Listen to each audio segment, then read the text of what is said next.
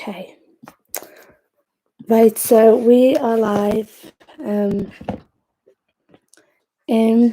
think we are live.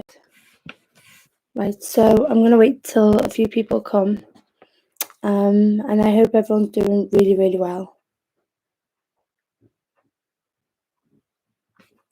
So as I've been invited by Zubaida to do some poetry, and I'm really excited to obviously be sharing it remotely. As you can tell, I'm in my bedroom. I've created this like little studio space, and I've got the San'ani kind of garment. So this is very famous in Yemen. A lot of the women wear it on their heads, they wear it over their shoulders, or you can dress it on like dressing tables. And if you hear a toddler crying, that is my little sister. But I will try and control the situation as much as I can. Nadine, خليك الباب. Okay, so as I have been told, you are welcome to ask questions. And I've never done Facebook Live, YouTube Live, but you can do questions, I think, on the comments, and I will answer them as we go. So I've kind of like I've kind of organized myself into doing a set. Obviously, this is going to be very, very different from sitting or standing in a open mic setting or a stage. But I think as a performer, you basically take in the space that you're in. So as I am in my bedroom, and obviously a home or my bedroom is a very intimate place, it's very private. So I think today's performance will obviously embed that. So probably might be one of my intimate performances I've ever done, or that might be one of my where I really open up as a performer or as an artist, or I might be really closed off. I don't know. But I go with how I feel. Even when I kind of plan a set for a performance, I kind of write certain um kind of a guide of what I want to perform. But if I feel like I want to perform my mother's poem first, or a letter to Yemen first, or my love letters to Liverpool, that depends merely on how I feel. And obviously, I think a lot of people forget is also the audience plays a big, big role in your performance. And I always owe it. I always owe it to the audience. So we're 3 minutes to 7, so I'm just gonna wait another 5 minutes and have a little chat with you online. How about how I feel? Um, so obviously, Corona has obviously affected people in so many ways. Some people have gained some kind of like have reflected positively on certain things, but I think most of all we have had a thought um, about many things, about life, about what we want to do after Corona, what does life look like for the future, and also our trust politically and socially with our communities and politically and wider. And I think that's really important also as a young person. Um, if you ask me how I feel really nervous for our future. I feel overwhelmed, and I feel like we have so much to do to basically make our place a more peaceful and a safer place to live in. And I'm not talking about the virus, I'm talking more of how we've reacted to the virus. So as my work touches upon a lot of Islamophobia and racism and identity, poetry became my therapy. I healed through poetry. And yeah, so I've just been talking about how I'm coping during lockdown, and I will get to that because it's been a bit of a journey. And so last night I saw someone post on Twitter, and they said, "Has anyone had any experience with the police? A negative experience as someone of color or identifies of color?" And when I saw it, a memory came to my head.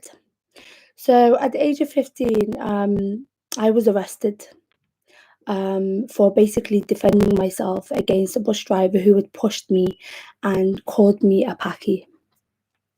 And in defense of a 15-year-old, obviously I was brought up not to respect people and definitely not to spit at anyone. I spat at the bus driver in return to his verbal and physical abuse. And at that point, I felt like I did justice for myself, even though spitting is not obviously the best method. But at that point, I thought it was one for one. And what had happened is 3 months later, I got arrested, and I had a criminal record for 3 years. This is something a lot of people don't know about me because they see, I've got this little baby face and I'm quite reserved in spaces, and confident sometimes, but I'm quite quiet in spaces and I'm quite, and I want to tell people this to get quite shocked. And a lot of people don't know is that my poetry became a way of how I healed. Um, because what it did, I kind of, the frustration and the anger went into poetry. It transferred into words. So I was no longer that angry teenager who would act, without thinking but it taught me a lesson. So I kind of posted it on Twitter yesterday for the first time. And this is a memory I suppressed. I forgot about it completely. Like I wanted to forget about it. And the response has been amazing on Twitter. I mean, I've had like, I think 200 shares and like so many comments and people commenting. And I think it's really vital. And I don't know why I shared it now in Corona. Maybe it's because I'm being reflective and this is how I'm coping. And so, yeah, and so I think I'm going to start with this poem. So 10 years later, 9 years later, after the incident I got arrested, I wrote a poem 9 years later about my school experience dealing with Islamophobia and racism. And what's interesting is it takes you 9 years to write a piece, and that's okay. It's whenever you're ready as a writer, because the thing is, I always say poetry is the gateway to the truth. If you want the truth, poetry is the gateway. And people look for honesty through poetry. And I think that's what I did with this poem, was that I wanted to heal, but also tell my side of story. The story that I never got to tell, the story that I never got for people to hear me, the story that I wanted to really not just help myself, but help others before me. My sister now is 15 years of age and she goes to the same school. And I think now it's about being reflective of is the world a safe place for our children, our siblings? So, and I think it'll be really good to set the tone with this poem. So this poem is called Girls Like Us. Well, the initial title was my mother's anthem in a foreign place. Girls like us. Girls like us go to war every day. We placed on our armies, tucked in our school shirts, lifted our skirts, chasing those white boys down double-decker buses. You racist prick, I shouted, running down Queen's Drive as he chased me with a knife. Girls like us are forced to learn English quicker to save us from a stab wound in our backs. We wore expensive running shoes, hanging our keys from our necks to let them know that we are coming. Because girls like us settled in a foreign place, and we buried our mother's tongue in our back gardens to find the roots have outgrown even deeper. A sacrifice that haunts you every time you sing your mother's anthem, but you keep on dancing. You keep on dancing because girls like us grew balls with pink bows. And we passed borders with our homes on our backs, dancing two-step melody around the immigration officer. I flutter my tongue, recite my tribal name, explaining to him why I don't look like a Mary Jane and why I still smell like my grandma's spices and lime. Because girls like us are told to throw our veils in the river because no letterbox delivers here. And you wait for Trump to blow his trumpet and kiss the face of Boris Johnson. And you wait for the right wing party to chant up your street, but you hide behind your curtains, sucking on your mother's olives. But you keep on dancing. You keep on dancing around the guy who huffs and puffs down your neck. He mutters his hate. But you tighten your scarf and you sit up straight to let him know that you are unpacking your bags and settling here. Because today you're pushed by the bus driver.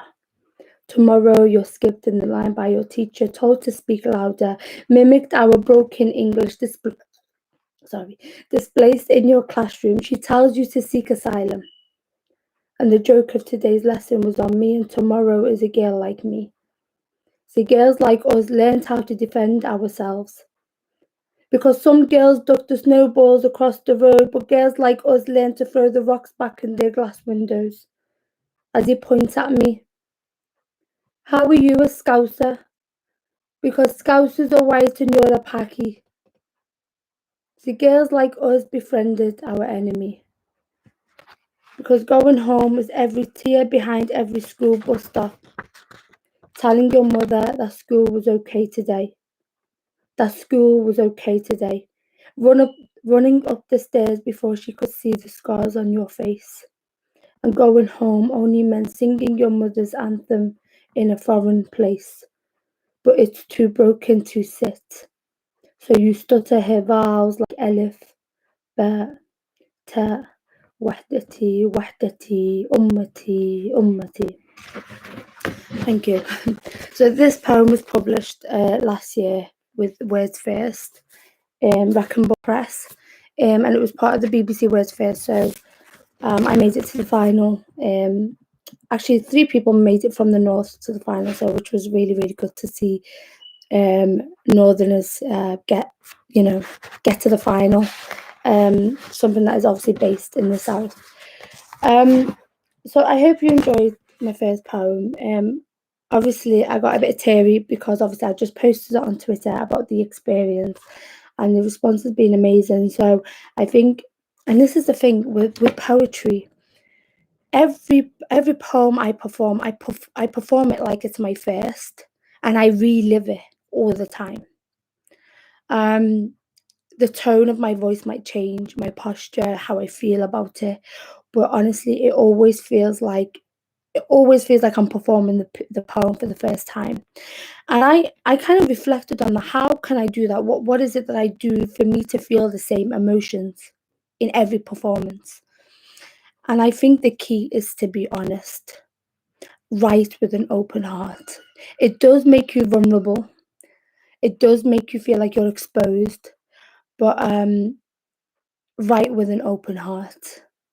And as well as being, from Liverpool, I'm also from Yemen, and obviously speaking Arabic, poetry in Arabic is what taught me honesty. It speaks in the word of truth. And obviously, when I grew up reading Arabic and poetry, so one of the techniques that I do in my poetry is I listen to poetry in Arabic, and as a writing exercise, I take the first line of any Arabic poet and I translate it in English, and then I use that first line as a writing prompt for my writing. So, for example, I've used it a lot. There's a famous Arabic line, well, in a song, in a mawal, and he says, "أحبك أحبك وأحب الناس يحبوك," and it translates to "I love you, and I love those who love you." Very simple. There's no, extreme poetic devices, but that really resonated with me. And it's not that I love you, it's very cliche. It's I love those who love you. And that's when I thought, wow, this is really powerful. And what does that mean to me? And that's when I used it in my first poem for Yemen. So this is one of my first ever like spoken word pieces I did when I was like, I think probably when I was 18. So it goes like this. I love you. I love you, and I love those who love you. And even if they stitched my lips, I will rip them apart only to repeat your name. I love you, and I love those who love you. And I yearn for the day I see you stand on your feet, and faith I hold close to my heart. I believe you will.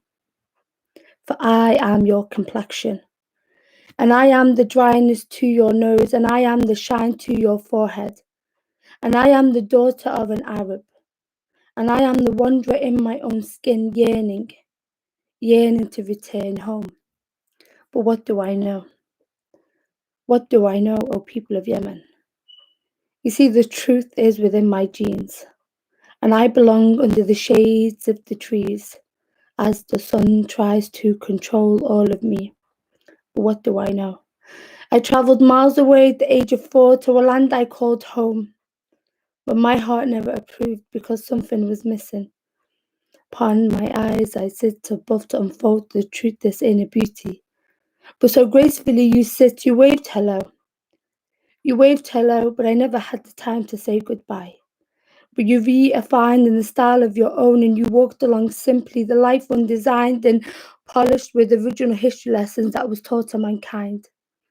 But so charming you fall, and you attract the eyes of those who don't know. And as I gazed alongside to the birds that chant early morning, rise, rise, people of Yemen, because your morning shift has begun. O people of Yemen, what do I know? Because some of which work 6 hours a day, or some that work a lifetime are travelling around to find a home to stay. But so gracefully they say, we are the travellers, and we are the Arabs. And I remember the warmth of the sun upon my skin, and that rain that painted villages wet all over the ground, streaming down as they followed each other, patterned beautifully, because they were designed to obey, to respect the system of wonders and worship and devotion and a miracle upon the heaving sea. And that night time, a wink of sleep dreamt a lifetime of unfolding dreams, and that star, I remember that star that lit to outshine them all. O people of Yemen, what do I know? Because as the tides flow upon my bloodstream, that mixes between every tears drowned and every poverty forgotten in the dry mouths that never complained of its sorrows and its tomorrows, because the world has forgotten. Because the world has forgotten. And what do I know, O people of Yemen? Because this is the beat. I mean, the beat to my heart crying out loud. And as I was standing in the rivers of valley to the tremendous skies, and I'm trying to unfold the love beneath the bursting smoky clouds. And with a hand to hand, I tried to hold you because I never want to lose you. For you are the mother of the Arabs, once born, never dead, because you raised the Arab nation with you. And how can I forget you? But I love you. I love you, I love you, and I love those who love you. And even if they stitched my lips, I will rip them apart only to repeat your name. I love you, and I love those who love you, and I yearn. I yearn for the day I see you stand on your feet in faith I hold close to my heart. I believe you will. أحبك أحبك وأحب الناس يحبوك. I love you, and I love those who love you, for I am your complexion, and I am the dryness to your nose, and I am the shine to your forehead, and I am the colour of your complexion, and I am the daughter of an Arab, and I am the wanderer in my own skin, yearning to return home. Thank you. Oh, so yeah, so this was one of my first spoken word pieces. It does feel a bit. I have tried to edit it so many times, because obviously your writing becomes a lot more. You improve on your writing quality, but something can't be edited. It's my teenage voice, and I think it's always important to keep that.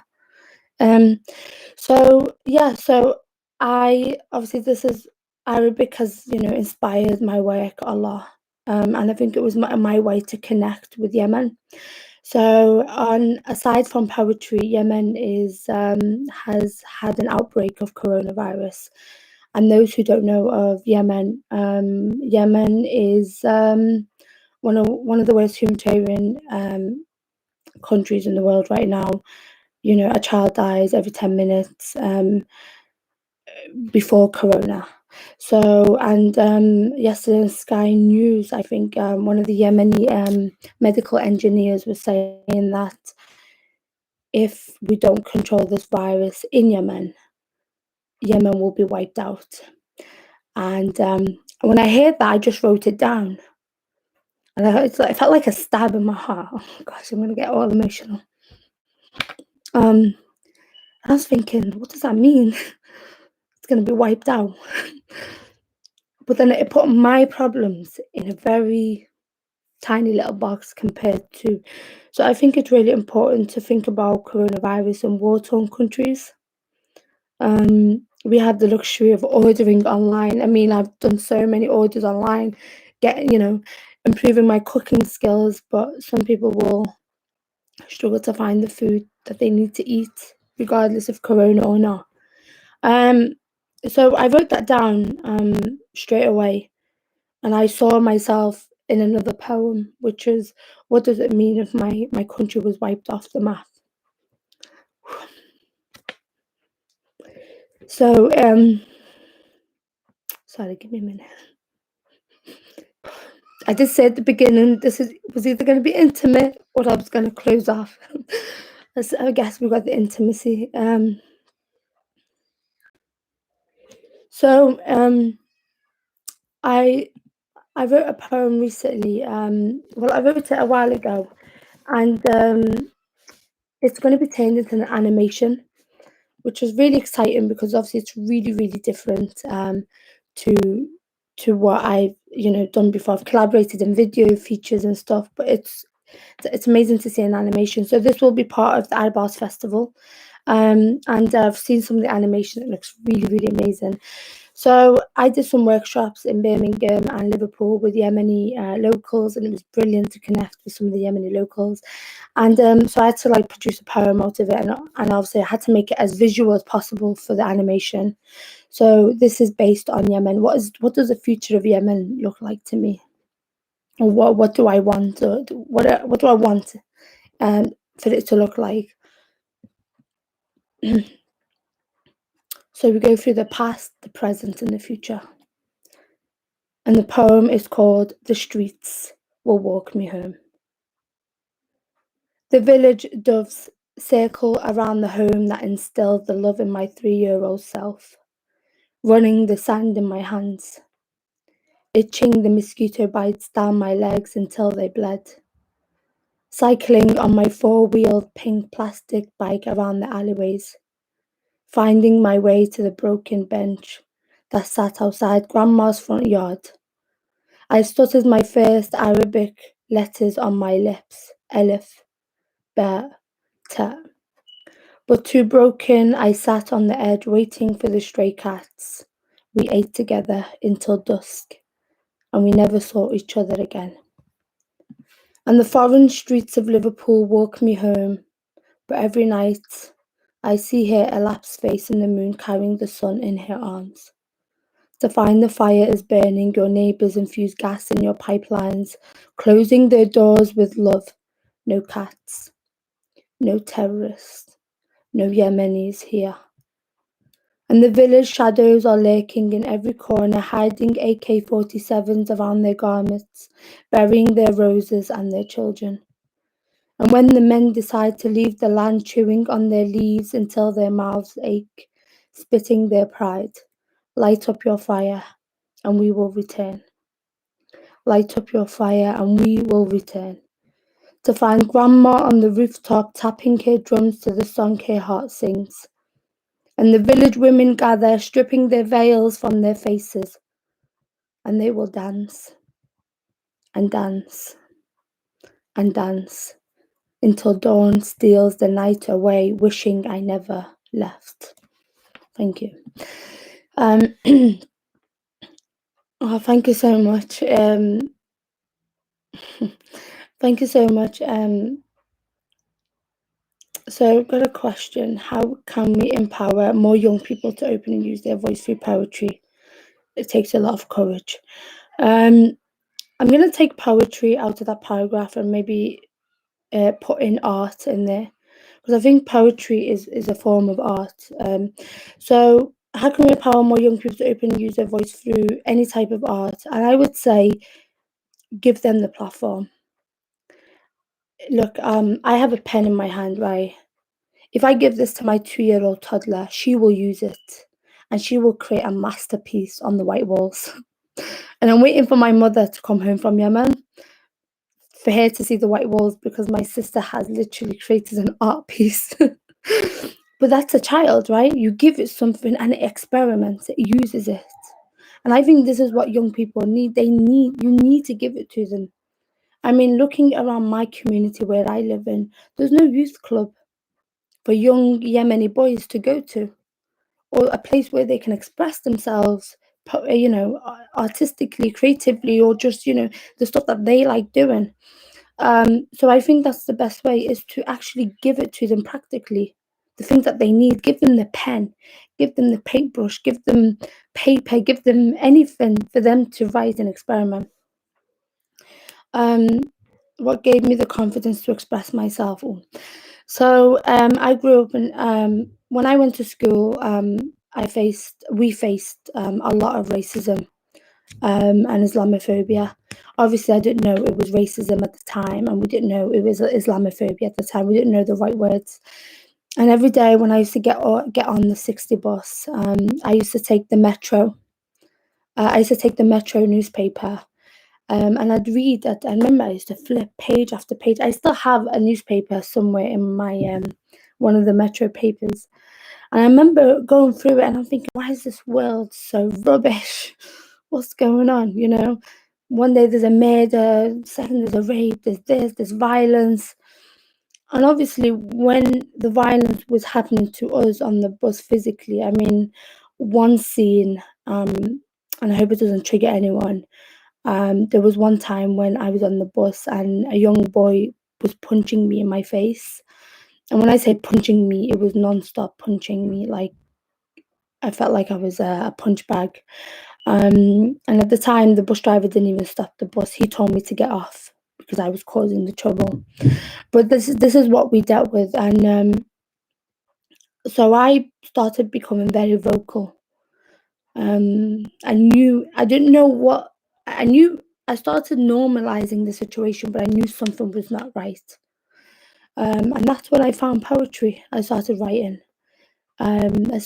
about just a lot of it was about, pain, suffer, as every poet or a sad poem. But then I started finding resistance, and I think that's what gave me the confidence. And like I said at the beginning, I owe it to an audience. I owe it to,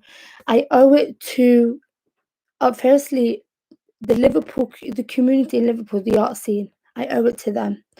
They've supported me as well. So I can create the art, but you need a backbone for people to support you. And I mean, writing on the wall, 20 stories high, Everyman Theatre, I mean, BlackFest now. I mean, I've got such an amazing network where I can go and get some advice, ask for support, the Arab Arts Festival. And I think that is really important, is to give the young person the pen and then give them the platform, give them the stage, and they will express themselves.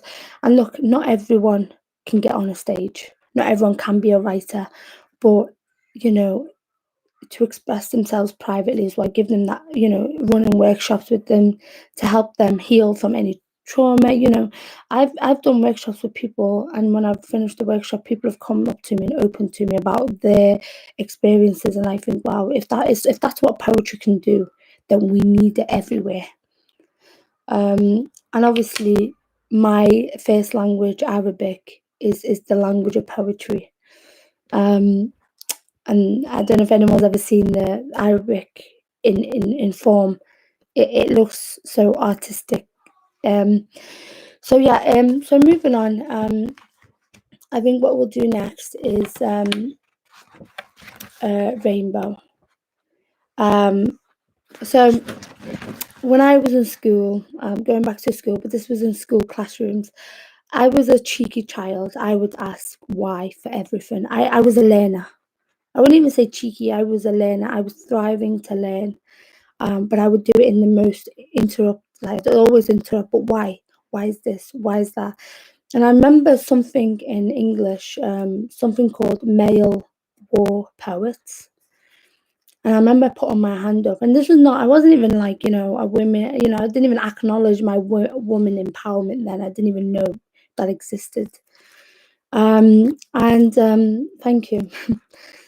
And I remember I told my teacher, I said, where's the women? Where's the women war poets? And I remember my teacher panicking because she knows I ask questions like that. I said, if we can only get male war poets, then did the women disappear? So I was very sarcastic, I was very cheeky. And she said, well, we don't have anything for poetry from women as a collection. And I said, well, that's wrong.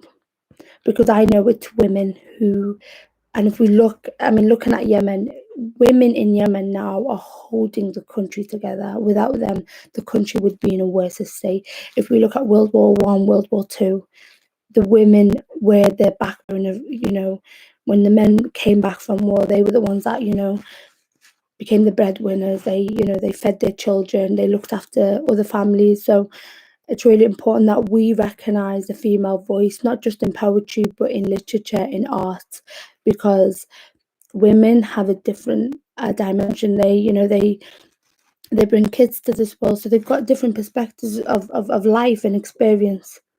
So I recommend a book called Scars Upon My Heart. I was gifted it, and it's basically a collection of poetry from female women, female during the time of World War Two, and it was collected by a woman called Catherine, and amazing book. It really inspired me. So I'm actually a resident now for Metal, and I'm basically organising a pamphlet for Yemeni women at war, and it's going to basically give the opportunity for Yemeni women to publish in a pamphlet and hopefully um, go towards fundraising for like an enterprise center in Yemen to help women restart their journey or help them with their business ideas. But it's still work in progress, but I am researching it at the moment. So the reason why I'm talking about this is because I've got a poem called Rainbow, and I basically wrote this poem in response to a mother who waits for her child to come home. And this was inspired by my auntie. Her son basically went out to fight in Yemen, and he didn't return. He returned in a white cloth. So rainbow. His mother had never seen a rainbow. Stretch its wings across a battlefield that peels its own skin and cries for comfort. She seals its mouth and waits for a storm to swallow its pain that breathes in the cracks of the streets where bones cradle each other, like a baby in her arms, shaking to the song of a lullaby and echoing the voices of what once was a heartbeat of a son that clenched its lips on her nipple until he moved his cheek and stretched his small legs into a man who chose love in war. His mother crouches on the doorstep where he had skipped and sang his favourite melody like that stabbed her through the air. And his mother waits for his return. And she counts the days and weeks and years, but her blistered hands and her weary eyes fall in despair. Until one day he came home. He came home wrapped in a white cloth with his eyes sealed and his puffy face. And his mother clenches him in her arms like a baby shivering to death. And what is life when memories are made of ghosts and a rainbow that vanishes before she could look up? Thank you. Sorry, I'm fasting, so I'm a bit dry. So if anyone's got a bit of questions, just so we can, I'm not doing this alone. If you've got questions or comments, or you've got something to say about your own work or your own poetry, or any tips or any links to your work, so we can check other people's work out, please use the comments below. So I recently did a poem with the War Imperial Museum, and it was basically to look at what victory means. And obviously, it was to celebrate V Day and the 75th anniversary.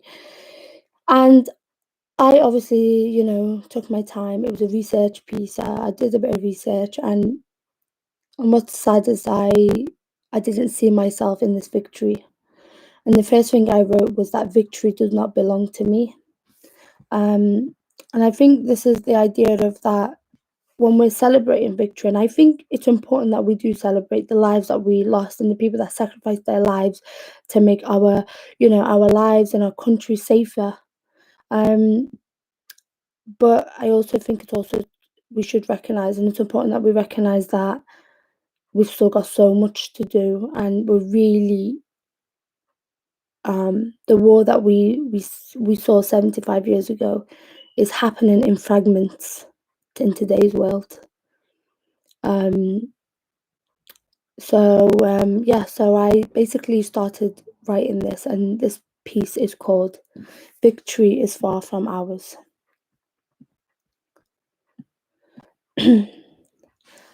Awaken by the morning news.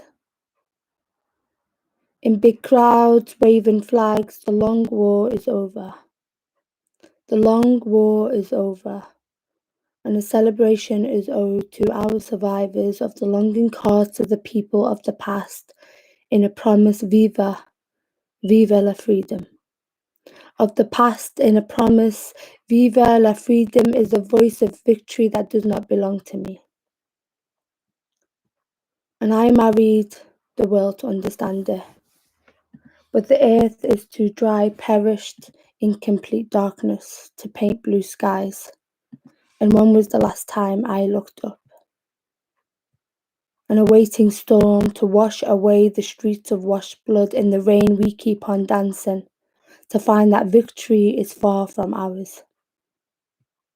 And I hid under classroom desks, meddling my fingers in someone else's story, guarded by warlocks to blindly see what was beneath paper made of ashes and the terror that lives in our children. And between the bullet and the trigger is always God's given right to live. And I hid under classroom desks, learning of the great wars in my own ink, of my forefathers we yet to name, bleeding to death inside of me and a gravestone found in heaven. Yesterday's history is a calamity in a world of 1,000 mothers and an orphan child, lost on the streets searching for a rightful home.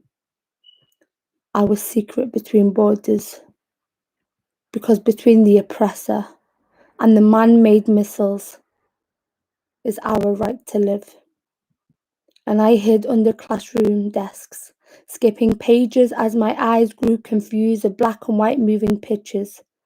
And we part ways, waving our greetings and our farewells is another suicide in our trenches, is a child cradling war, and its first steps in the rubbles of destruction. And when death is part of their national anthem, then what is victory? Drowning in army coats, standing in line bigger than their feet, swinging AK-47s around their necks, digging holes in their back gardens with their names engraved in headstones. What is victory? Because between the missile and the target is God's given right to live. And we mourn dressed in black, scatter our flowers and fill our fields in colours. Stand in stillness while those who plant bombs in people's homes waiting for the light to fuse up. Cradling war in our arms. It's not our victory. Waiting for victors to write history is not our victory. See, victory is far from ours, and it does not belong to me. Ooh. So obviously a hang of the rhythm and everything else, and maybe some editing. So are you working in schools? We need to sensitize young people, increase understand, drive out Islamophobia. Oh, big question. I do work in schools as a freelancer, so I work with like different projects. I worked with Writing on the Wall, 20 Stories High. Um, that's with youth clubs. Yeah, so, but I've never really, I mean, I was thinking about this last night after I put out that Twitter post about Islamophobia, about how can we train teachers and young people to basically understand what Islamophobia is. But I'm sure there's things that are already in place. I just need to dig in. I mean, when I was in year 11, they employed like a police officer, for school. And he basically used to give us handouts of what racism is and hate crime is and how we should report it. And what's so interesting, and this is the beauty, this is the beauty of poetry, right? Um, his name was PC Paul, and I remember I did give him a hard time in school because I was resisting all the time, saying we need to do more. You're giving me a handbook about hate crime. We need to stop it. That was my attitude. I was very energetic. I was very ambitious. I thought I could save the world. And yeah, so we 2 years ago there was a hate crime event that brought sixth formers into an event. I think it was organized by one of the universities, and PC Paul was there. So I didn't see him for like 8 years. And I got up to perform my piece about hate crime, and he came and said, Amina, and I said, yes. He was like, wow, didn't expect it. And I said, well, PC Paul. I had to call him PC Paul because I was used to that. I was like, Paul, you know, I had to do something, and poetry was my way of getting my words across. And he said to me, good for you. So it's that's the beauty of poetry, that it travels with you, and people remember you. People remember your voice. People remember your resistance. People remember your purpose. So Yasmin, I'm running a workplace. Yeah, I'd love to. I'll put my email down in or any details. Thank you so much. Susan, what non-Western art and literature has inspired you? Um, so as I said, well, any type of art or poetry. So I've got a few books on my shelf. So I do read some Persian poetry. Imam Ghazali is a brilliant poet. Um, so yeah, that's kind of, I obviously have an Arabic as my first language, and being from Yemen and being very, very connected to my culture, I my poetry is very much inspired by Arabic literature. Um, it's very lyrical, and Arabic poetry is very lyrical. So I think what I've did is I've embedded my Arabic kind of like tongue, but in the English language. PC Paul. I hope that answered your question. I mean, I need to think about it a little bit more. Non-Western art. Um, but yeah, so I think what would be nice now is to kind of divert to Liverpool. As much as I talk about Islamophobia and hate crime, and this happened growing up in Liverpool, I also have a soft spot for Liverpool, and I love my city so much. um, and I do have a love-hate relationship with my city, only because of experience. And I think what it is, you identify with the city that you love, but you don't belong fully. So what does that mean? And I think I'm trying to navigate this through writing. So I'm actually writing a one-woman show called Broken Biscuits, and it's commissioned by Dada Fest. I did my first scratch night of it in February, which was a really good experience. I'm not an actor, I'm not a trained actor, so it was really hard to obviously put myself in that position, but I really enjoyed it. And I'm now just developing it further. Hopefully by the end of the year, I'll have a full play, and it'll be part of Dada. I did an adaptation of an audio. It was only a 10-minute thing. It was recorded at home. I worked with Brian Roberts, who was a sound engineer, So yeah, so I'm wait and oh, so what the play is about? The play is basically revisiting my grandmother's living room in the 1970s, a Yemeni British living room, and it basically untangles throughout the play what it means to belong. So I go from the 1970s to Yemen in the 1990s to 2005 to 2008, then 2020. So I jump through time, understanding where I belong, between Yemen and Liverpool. And you know what's so beautiful about Liverpool and Yemen? There is a poet called Muhammad al-Zubairi, and he was a poet in the 60s and he was a socialist. And when I went to an event about Muhammad al-Zubairi, I'd never heard him before. And I remember I saw it, Yemeni poet and socialist, and I was like, what? In the 60s? That is fascinating. And and I think because I've always looked for like a role model from Yemen who had the same kind of like values of like socialism, and Mohammed Zubair has become like my inspiration at this moment. Search him up. He is a great poet, a role model, and obviously he got assassinated in his um, uh, in his few years of life left. When he went back to Yemen, sorry, when he went back to Yemen, he was assassinated after he got well, before after he fled Yemen. But yeah, do search him up. He is I see a lot of like socialism values in him that I see in Liverpool. Um, so I think what I'm gonna do, oh sorry, I missed a question. You see there is no youth club for young people to go where you live. Have you campaigned for your area to invest? Yeah, so I'm part of well, I was part of, I'm not as active as I used to be, but I'm part of community activism with the Kumba Almani LA Better Place. Yeah.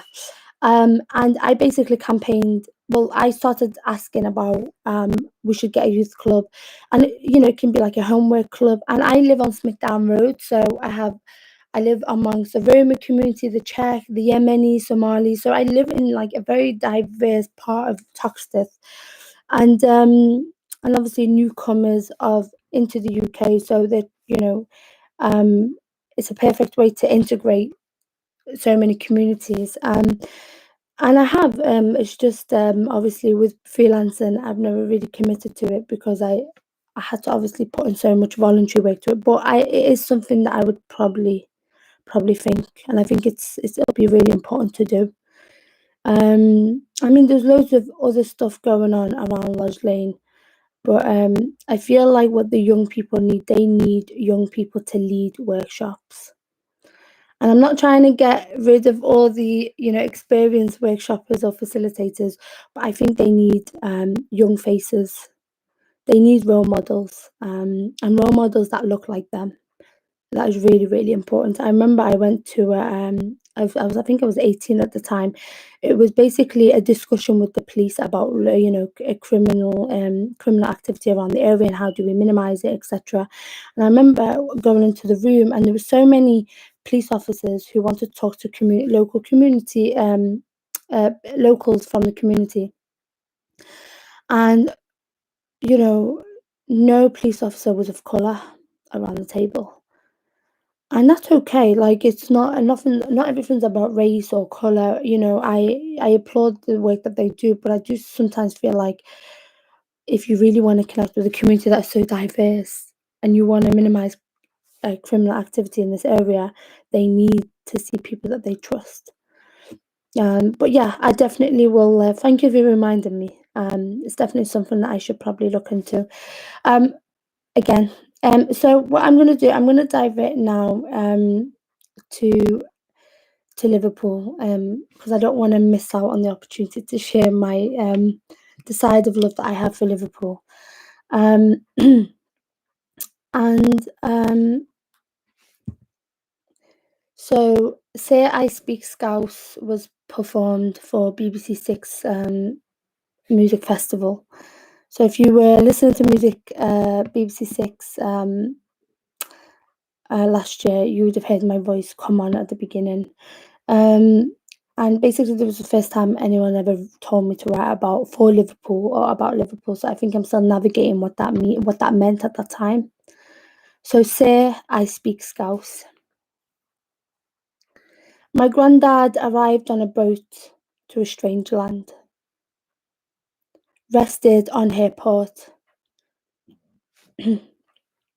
drank water from her Mersey, greeted by her liver birds, and they lent out their wings, and here he opened his corner shop on Lawrence Road, selling broken biscuits for half a penny. And here he settled where dreams are carved and never forgotten. And she is not New York, where dreams are wonders. She is a promise never broken, a secret across me art and swear down to never tell a soul. And she is the love letters found at the bottom of the river, stories floating to her waves and voices echoing her pain and happiness of those who passed by and those who stayed. The Irish, Afro-Caribbean, the Chinese, the Yemenis, the Somalis, the Greeks. Her beauty is her diversity, and she is and has a face that is hard to forget, and maybe not the prettiest of them all, but the most friendliest you'll find. And she is the most down-to-earth bird you'll ever find, enough to make your heart go by. Her stubbornness is her resilience, reds or blues, she never gives up, she never walks alone. Wounded or scarred, she picks you up too, and that's her charm. And she is Hope Street, hoping for a better tomorrow. And when the broken-hearted people living in the world agree, there will be an answer. Let it be, let it be. Because what makes her whole is the people's voice, because I say, speak Scouse, fire from my stomach, and love and kindness from my heart, and she taught me to stand up, speak up. And my city is my home, and my home is my city, and her name is Liverpool. So that was the first time I read about Liverpool, and I think that was the start of a new journey. It really was. I think since then that has really inspired the work that I do right now about mixing Liverpool with Yemen together. Um, and basically, what I'm doing is I'm writing a love letter, and it's going in two ways: one to Yemen, one to Liverpool. And I'm in the middle navigating these feelings. What does that mean? But what's beautiful is that Liverpool and Yemen have so much in common when it comes to socialism, when it comes to like standing up for your rights, um, the strength and the resilience of people in Yemen. I see it in Liverpool. Um, so yeah, and I'm gonna now move on to I'm gonna do two more. And if anyone else has got questions, just put them on and I'll answer them as soon as I can. I'm gonna do Shaman on the train, and then I'm gonna end it with a love letter to my mother. So my stomach is growling. I am starving. um. Okay, Shaman on the train. We threw ourselves to the unknown, emptying our homes. And women like me buried our home in our bellies until it was too difficult to digest.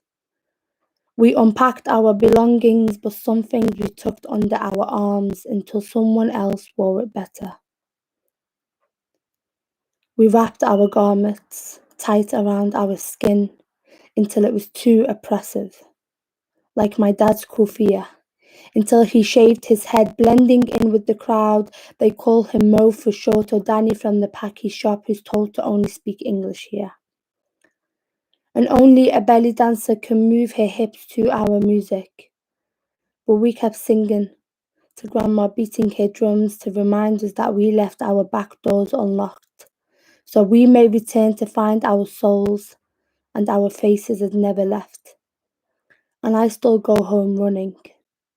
I still go home running to find my identity wrapped in my mother's arms. She seized it like a baby in a womb. Holding the mirror too high soon cracked in the shadows of prejudice, and emptying our homes from ourselves was never enough. And you will find a voice waiting behind you and it's muttering hate. And you look down, holding your body together, and you hear your mother's voice in your ear. Return before dawn. Shadows lurk in every corner, and when you have chosen to keep parts of you that they don't like, they will come for you. But there is no war here. There is no war here. There is only a work of art stretched across our body and mapping our world and pumping the same blood in our rivers. And every history book is torn between the people heaving into adversity. And we had to rewrite history in blood and in tears over and over again. And why do I have to choose between my homeland and my heartland if I can have both? Thank you. um, Thank you so much, Susan. Thank you so much, guys. So before I end, I just want to say obviously thank you for joining. I know with Corona, it's really hard to like mentally and emotionally be interactive with people online. So thank you so much. And so I ended with the poem that there's no war here, and I remind myself that is, despite that the things that are going on in the world, we can overcome this, and we can basically come together. I mean, as much as I like to see the world in an ideal way, we can live in peace and harmony. That's not the case. However, what we can do as individuals is to inspire and make our world a safer place to live in, safer for ourselves first, for our children and the people around us. Um, so I'm going to end with a piece called a love letter to my mother. As you can tell, I love letters. um, oh, thank you so much. Thank you so much. Oh, I feel really overwhelmed. um, so my mother, obviously with Corona, is currently stuck in Yemen. And we're just hoping she gets home really safe because I can't do any more dishes. um, but yeah, because I'm the oldest in the family, so there's a lot of responsibility. But I just wanted to be home because obviously with the Corona outbreak in Yemen, and with her being diabetic. But yeah, so I'm gonna end it. And obviously, if you're a mother or you have siblings or a child or you are a mother yourself, this poem might resonate with you. A love letter to my mother. I am your nightmare, your heartbreak, the life dispersed from your womb, your first love and your firstborn in glitter bows, puffy dresses, leather shoes, and handbags and glossy lipsticks. The best dressed toddler in that village. And it was only you and I handpicking peaches from Grandad's secret garden. And it was only you and I cuddling under the night, but I crept back into your breast at the end. And there are 100 ways to show you my love, but I chose to break your heart instead. And the woman in me hopes to find the courage to let you know before it's too late that I love you, my mother. You are the perfect masterpiece who nourished my soul, challenged me, broke me, made me. And you are the flow of electrons passing through my body, lightening up my bulb and turning the key to my engine. And without you, I'm a car without fuel. And without you, I'm holding my breath. And there is a letter buried under my pillow waiting to be written, but the pen is too weak to accept that the woman I am today, my mother engraved in me. And some write letters when we have left this world, wrapped in white clothes and eyes closed and body cold of all the things we never got to say. And perhaps I do not want to make that mistake. And one day the sun will shine. And I will not keep you in the dark one more time and feel that I do not want to live in regret. And when 1,000 voices cheer me on from the audience, perhaps the only voice I really want to hear is always you. You'll never understand me. You'll never understand me. I slam the door, breaking your heart over and over again. But my mother wakes up all night and she waits for the key to turn through the door. For our bones are made from Yemeni mold, and when I creep back into her chest when she is not looking. And while you dream and your skin like dawn, mine crushed against my empty heart, you hide your tears behind your garments so that I never see. You curl your lashes back and rub the cream where it hurts. And when you complain of the pain in your limbs, I turn away. I turn my head away, afraid that I will lose you one day. Thank you so much, guys. Um, so I ended with this poem, obviously to remind us of our loved ones. And please send my. Okay, I will do. Thank you so much. I'll copy it now and I'll send it to her. Yeah. So again, thank you so much, guys. I've had a really, really nice. I, sorry, good. About today. Um, it's been a bit intimate. I cried a bit. But thank you so much for allowing me to be vulnerable and to be honest, and thank you for your contribution in the comments. And if you've got anything more to ask me, then you can add me on social media or email me.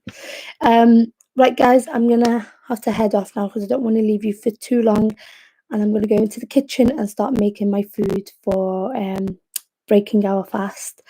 So yeah, see you later, guys. And I think I'm just gonna have to end the stream. Bye.